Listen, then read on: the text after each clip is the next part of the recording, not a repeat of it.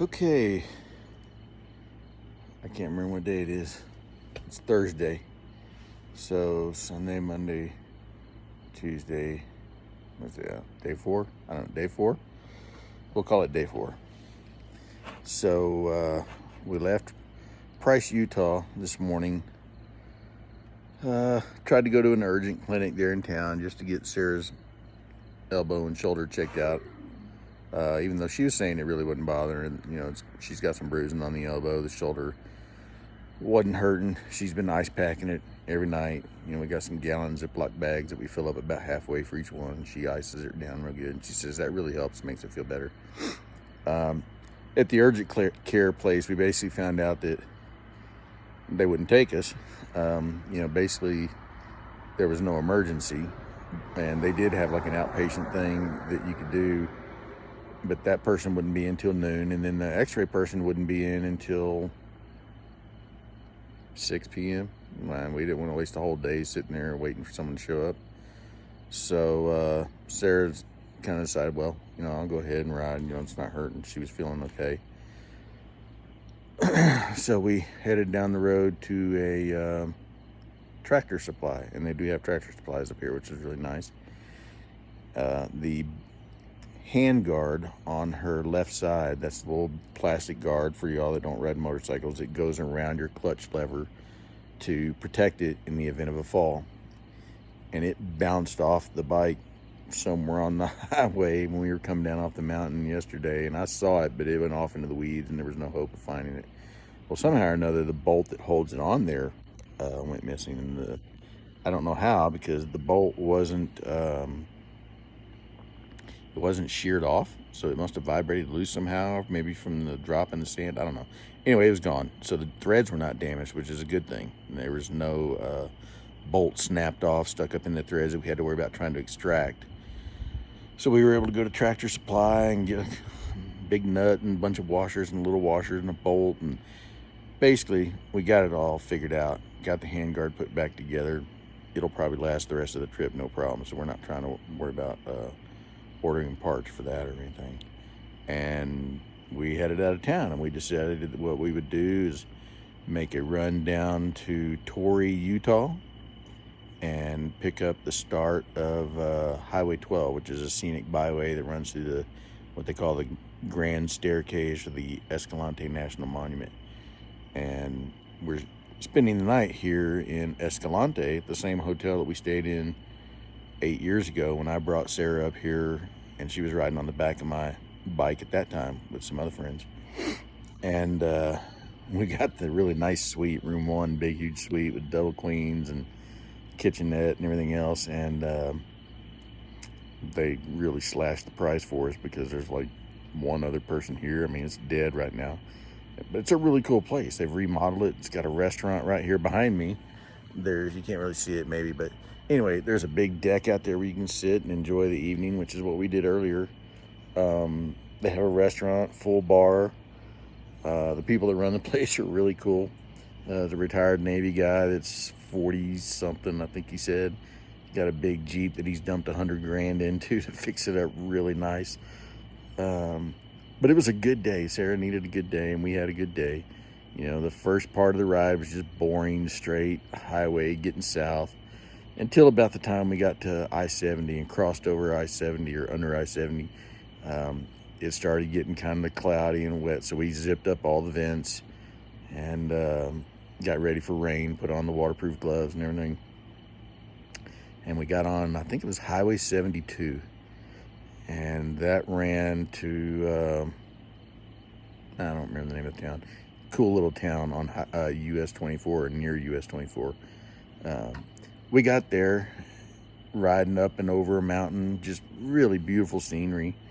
It rained on us. It got cold. It got down, I think 55 or something like that. Felt fantastic. When we got to the little town, we decided to stop, get gas, grab something to eat. Someone somewhere was smoking some barbecue, and it smelled awesome, but it wasn't a restaurant. So we couldn't figure that out. Couldn't get any barbecue. But we stopped at a little gas station, and I was asking the lady about, what's available in town. She mentioned a cafe. We go back out to get on the bikes, and my bike push the ignition button and nothing happens. You know, it's got one of these key fobs like all the cars have now, you know, instead of an actual key. And every time I pushed the button, it acted like my key fob was dead, even though it's been starting perfect every time since then. There is a little emergency backup pretend plastic key thing that's got a sensor in it, and you got to hold it real close to the underside of the bike, inside the rear wheel well, up under the rear fender somewhere. That didn't work. And then as I was getting back up off the ground, you know, having to get down there to get under there, past all the luggage, Daniel punches the button one more time and everything lights up. And it's been working every time since then. But now I got one more electrical thing or electronic thing that's bugging me. You know, because who knows when that's going to happen again if we're stranded somewhere. But I realized after that, when I went to start the bike the next time, I got no headlights. I got high beam only. All my auxiliary lights, my normal low beam lights, everything's gone. That's happened once or twice before, and I've got a laptop at home, of course, that I can hook up to the little controller for the auxiliary lights, and it does like a factory reset on them and everything comes back on. But it's never affected the headlight of the bike itself. Those are just the aftermarket lights, not the actual low beam, high beam. So I don't know what's going on with that. I'll have to try to troubleshoot it. I do have an Apple laptop with me, a MacBook. I don't know if maybe I can download the software and hook into the little thing with that. Hopefully it doesn't require a special USB cable that, you know, only fits that one thing. We'll get that figured out. Our communicators are iffy right now. For some reason, they're having a hard time. Mine isn't too bad, but the kids' communicators keep shutting off, and even though the batteries are fully charged, they keep having problems. And so, you know, I told Sarah, I was like, well, they're not that old. And then she reminded me that I bought them before I brought her up here back in 2015. So yeah, they're 8 years old. And you can't just put a new battery in them unless you tear them apart and do soldering and all that kind of stuff. You can't just buy a new battery. So yeah, I really don't want to buy new communicators to finish the trip. But if I can find a place that actually has communicators on the shelf, I may upgrade to the Cardo. I can't remember what they're called, but they got the new ones that came out recently that supposedly solve all the issues we've been having with static and crackling and dropping each other and not being able to get the volume loud enough to really hear each other well, you know, all those kinds of things. But that's just more money. You know, I just spent $800 the other day getting my brakes and my fork seals and all that fixed. So this whole trip, you know, my GPS is getting wonky on me now all of a sudden because it had a heat stroke the other day. It just seems like every time we turn around, it's just one more thing, you know. And I guess this is one of those great life lessons for the kids. You know, stuff happens. Sometimes it happens every now and then. Sometimes it comes at you like you're drinking out of a fire hose and it just feels like, oh my God, what are you doing?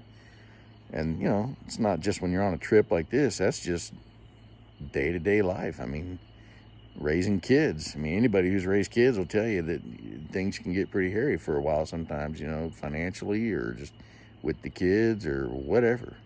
So, you know, not complaining, not bitter, not like, oh my God, this isn't fair. Why is this happening to me? Like, you know, whatever. It's life. And that's part of what this trip's about, is get the kids out, you know, let them see that you can make all the plans you want. And life's just kind of like, yeah, whatever.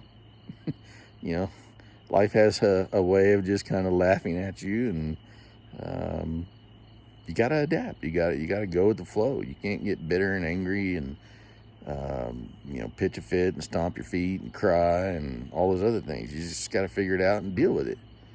So that's what we're going to do. You know, I was thinking we might not get to see Bryce and Zion, and we may have to just go back up to Provo and we miss this whole part of Utah that's so incredibly awesome.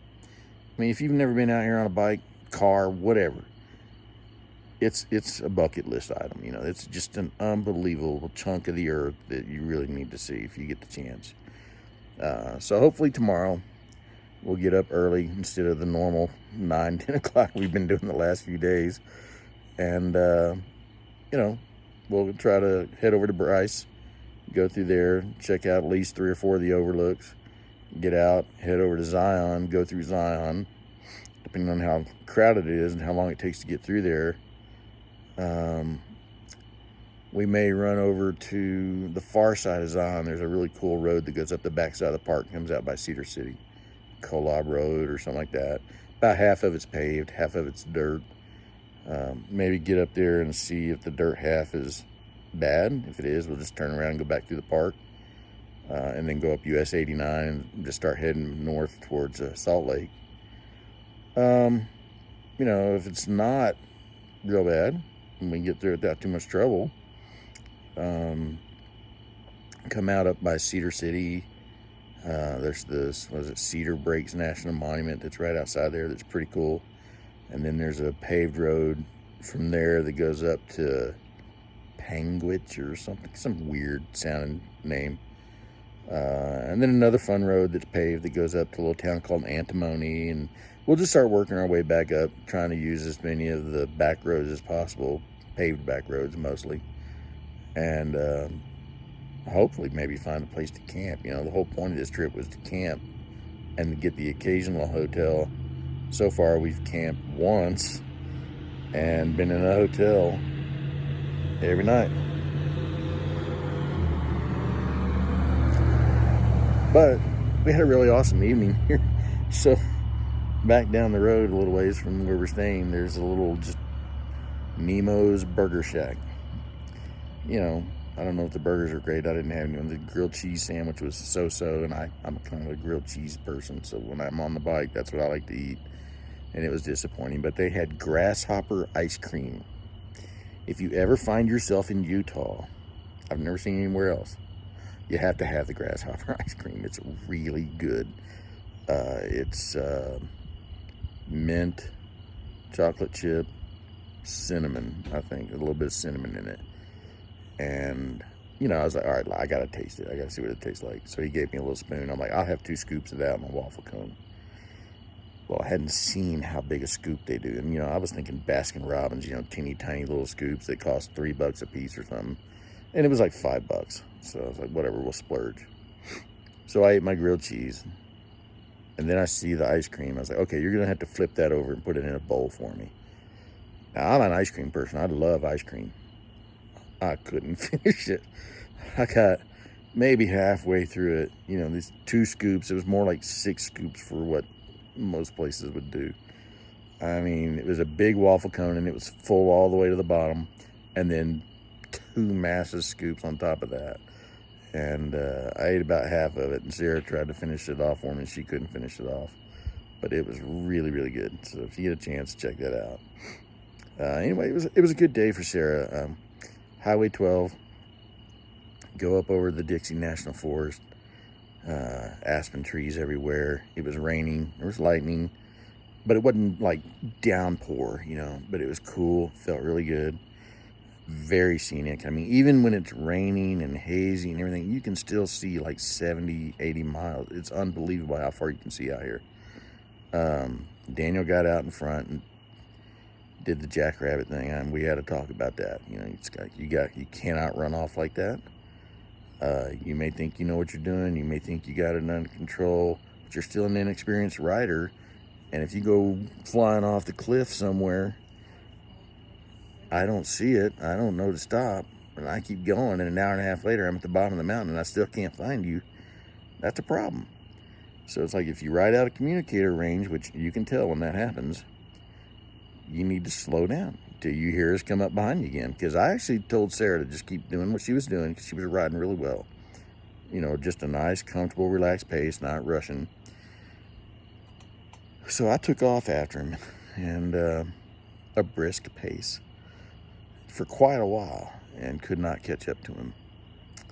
Eventually, I was afraid I was getting too far ahead of Sarah. I didn't want her to be alone a long time on a wet road in the rain, all that. But I stopped, and it wasn't too long before she came up behind me.